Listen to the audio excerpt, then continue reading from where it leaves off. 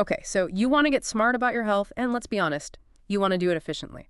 Time is valuable. Absolutely. So think of this as your fast track. We're going deep into something really vital, your gut health.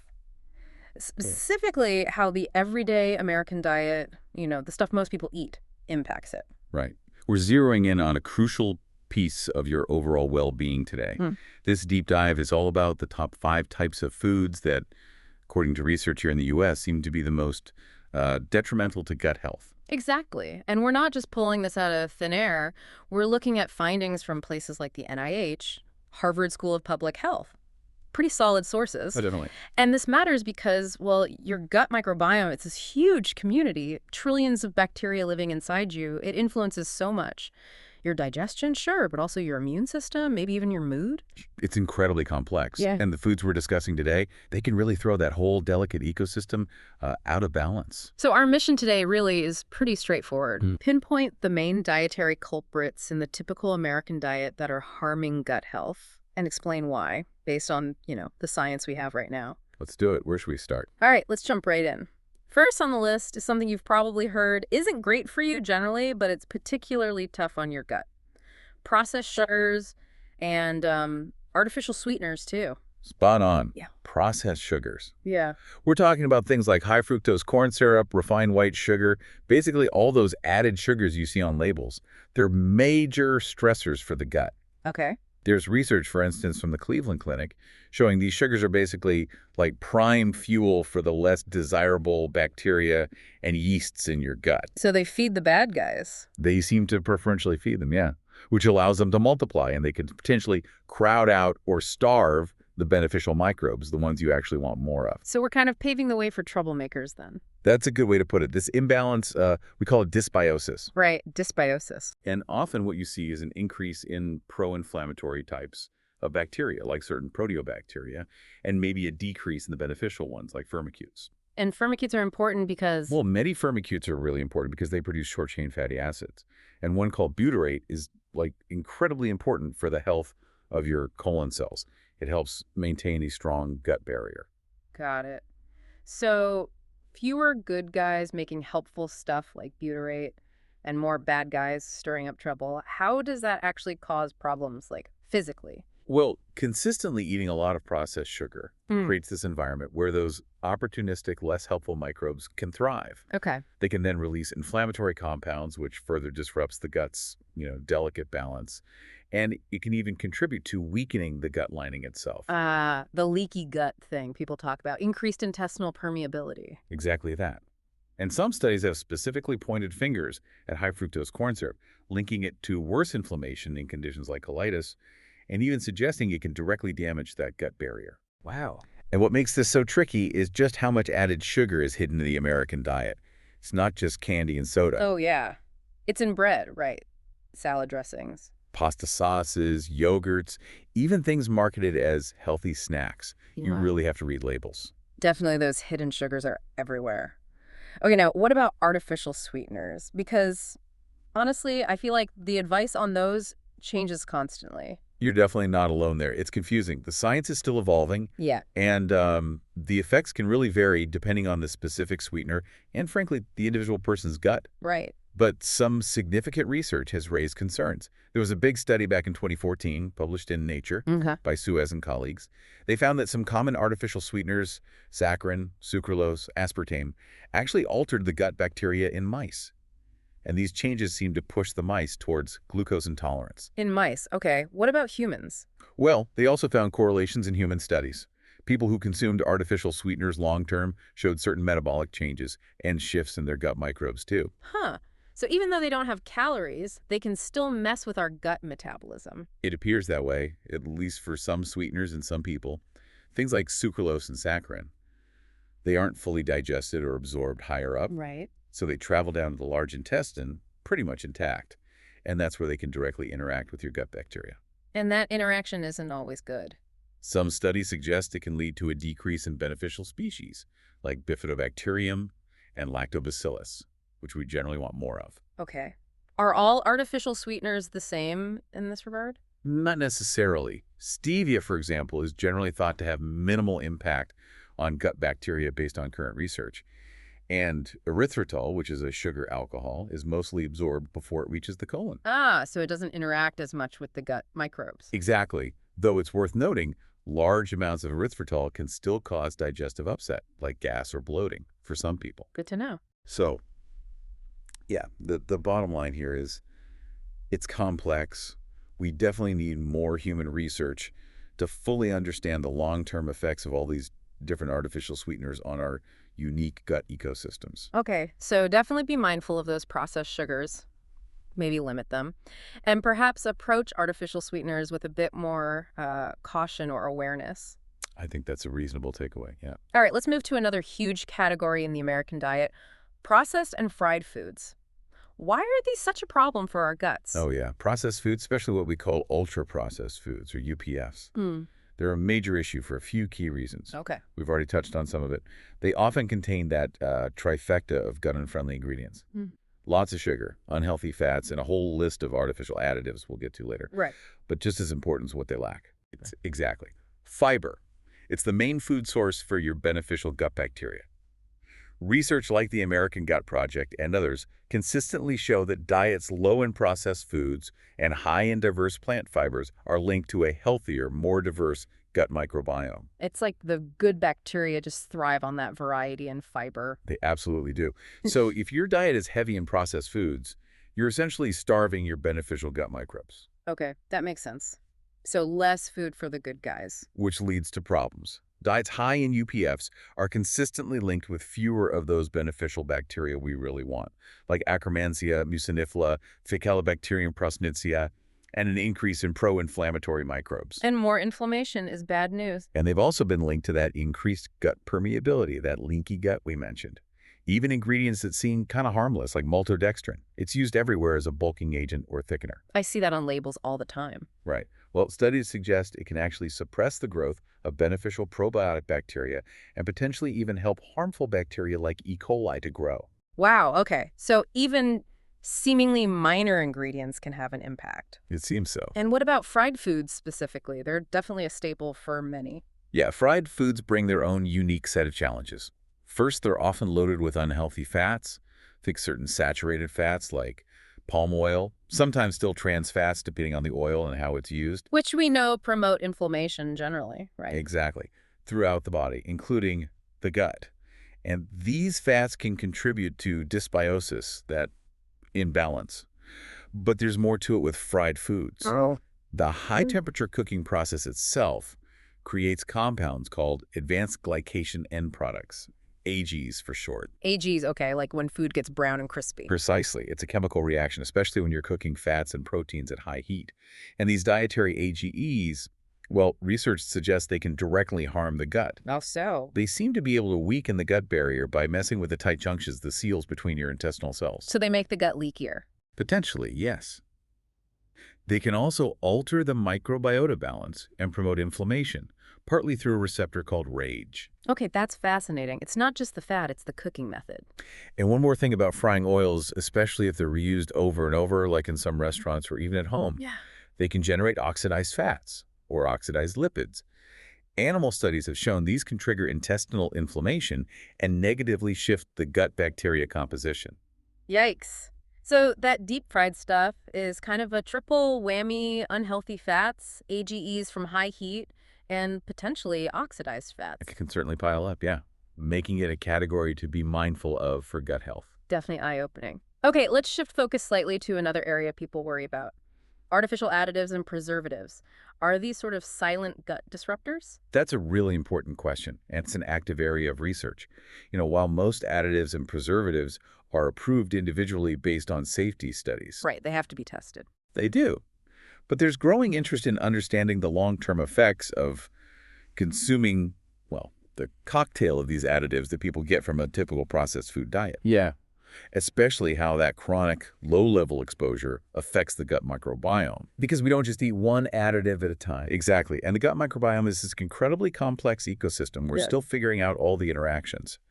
But yes, emerging research strongly suggests that some common additives, particularly certain emulsifiers, do have the potential to disrupt the gut barrier and promote inflammation. Emulsifiers. Those are in everything from ice cream to bread, right? To keep things smooth. Yeah, they help mix oil and water components. And two that have been studied quite a bit are polysorbate 80 and carboxymethylcellulose, or CMC. Okay, P80 and CMC. What's the concern there? Well, some animal studies on polysorbate 80 indicate it can alter the gut microbiota composition, increase that intestinal permeability we keep mentioning, and promote inflammation. And similarly with CMC, there have been some human studies where people reported gut discomfort.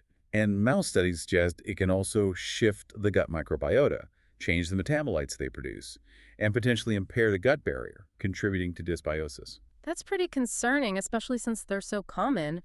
Are there other additives besides emulsifiers we should be aware of? Yes, definitely. Artificial food colorings are another category getting attention. Think about those bright acetyl dyes like red 40, yellow 5. They make foods look appealing. Right, very common in candies, drinks. Exactly. Now, direct evidence in humans on their gut microbe impact is still a bit limited, but some animal studies suggest these dyes can be broken down by our gut bacteria into metabolites. And some of those breakdown products could be pro-inflammatory or potentially toxic. So the bacteria might turn them into something worse. That's the concern being investigated. For instance, there are mouse studies linking red 40 consumption to increased susceptibility to colitis, and again, disruptions in the gut microbiota. Okay. What about preservatives? Stuff added to make food last longer. Sodium nitrite is a common one, especially in processed meats like bacon, ham, hot dogs. Right. The main worry there is about nitrosamine formation. These are known carcinogens, and they can form when nitrites react with proteins, especially under high heat cooking. So cooking bacon, for example. That's a classic example, yes.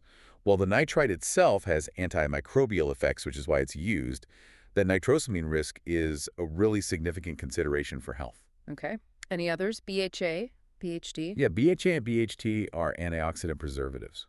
They've had some general toxicity concerns raised in certain studies, usually at high doses, but their direct impact on the gut microbiome specifically, the evidence is a bit more mixed or less clear. I see. There was one lab study using human gut microbes that suggested BHA had minimal impact, but BHT's effects are less well understood in that context.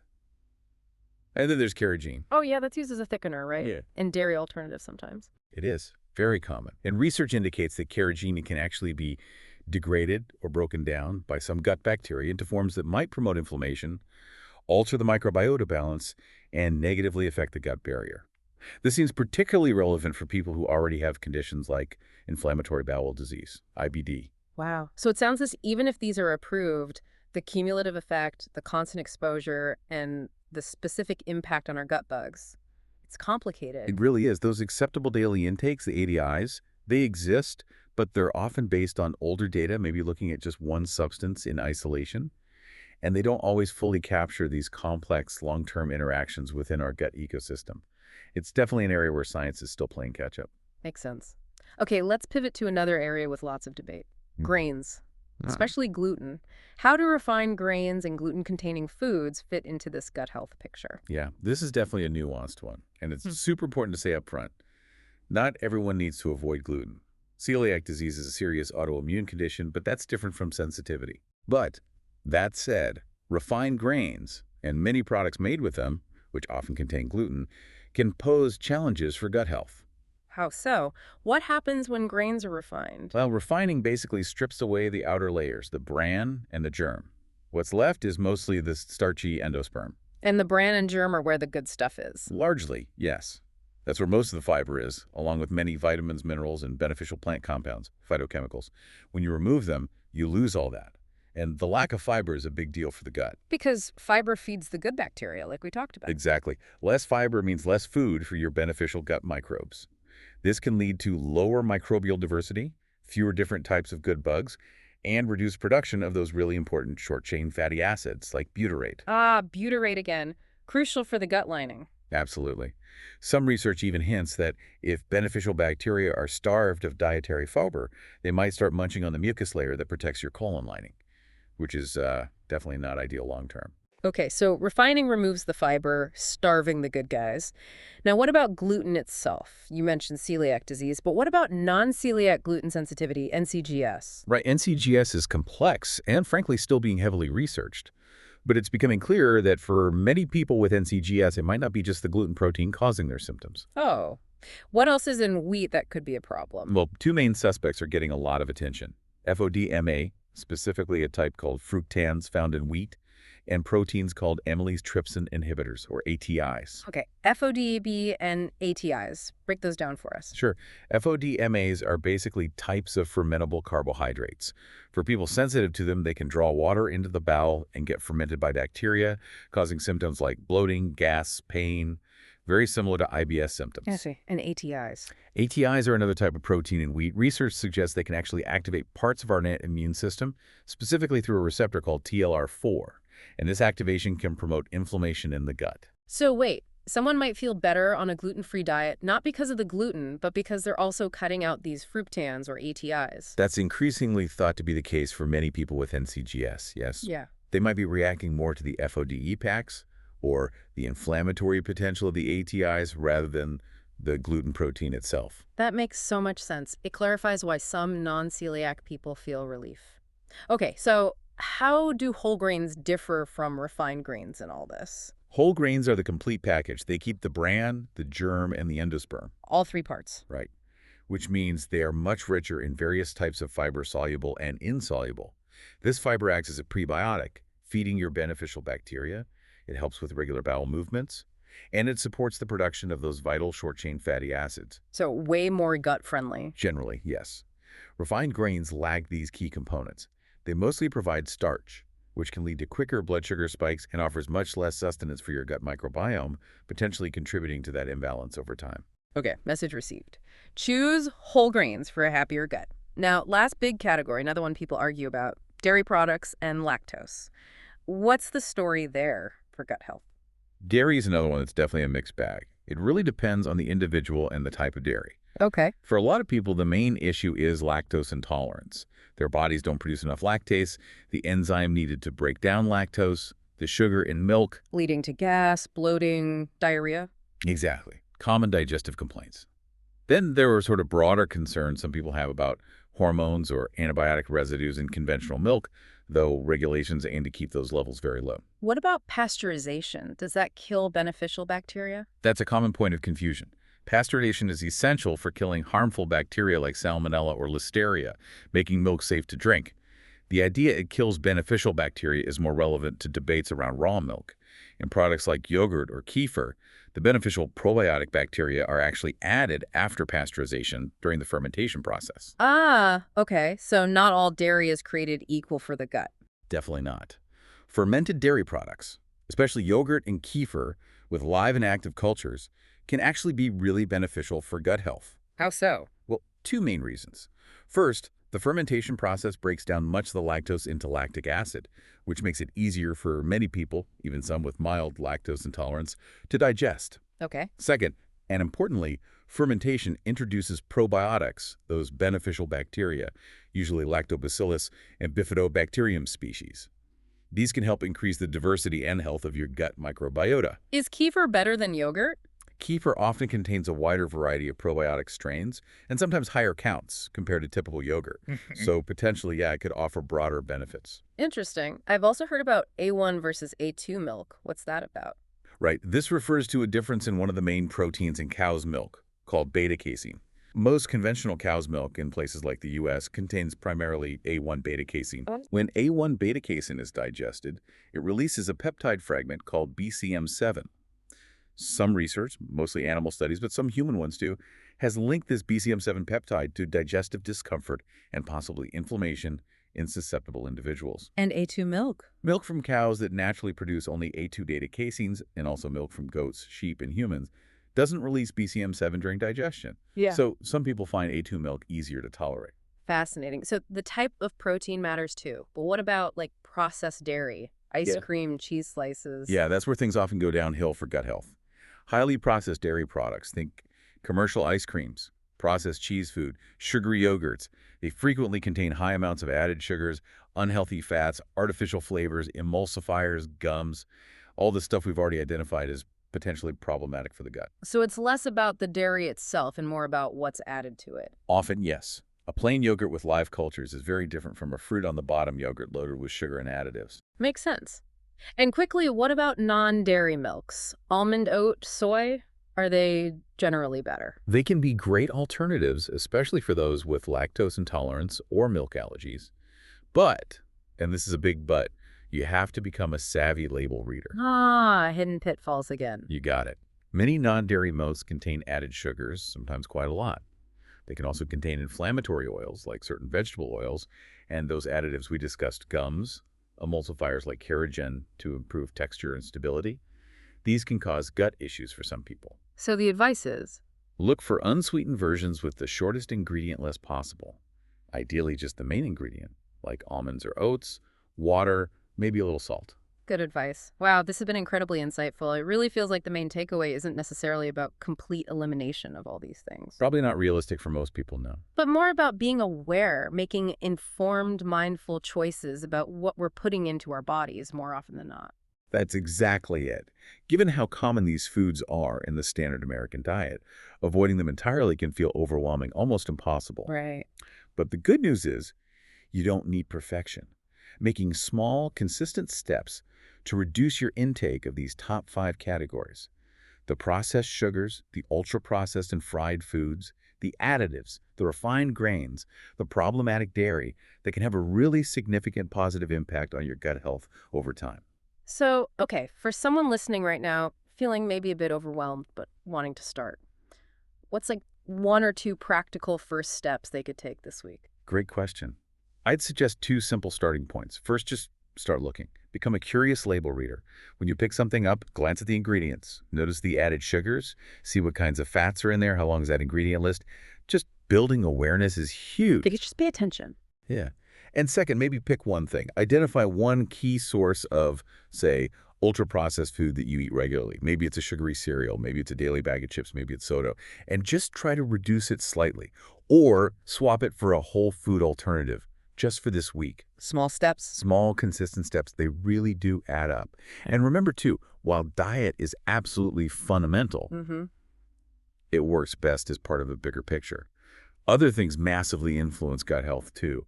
Managing stress, getting enough quality sleep, moving your body regularly. It's all connected. It really is. Oh, and even common medications, like NSAIDs for pain or acid reducers. Long-term use can impact the gut microbiome, too. So that's something to potentially discuss with your doctor if you're using them often. Good point. Okay, really actionable advice. So for you listening, here's a final thought to maybe chew on. Think about the list we just went through. Was there one category or even one specific food type that kind of surprised you? Maybe something you eat fairly often without thinking much about its gut impact? Or maybe, next time you're grocery shopping, just take an extra minute. Pick up a few of your usual items and actually read that ingredient list with these ideas in mind. See what you find. Yeah, just start looking. It really is about taking those first steps toward cultivating a healthier, happier gut environment.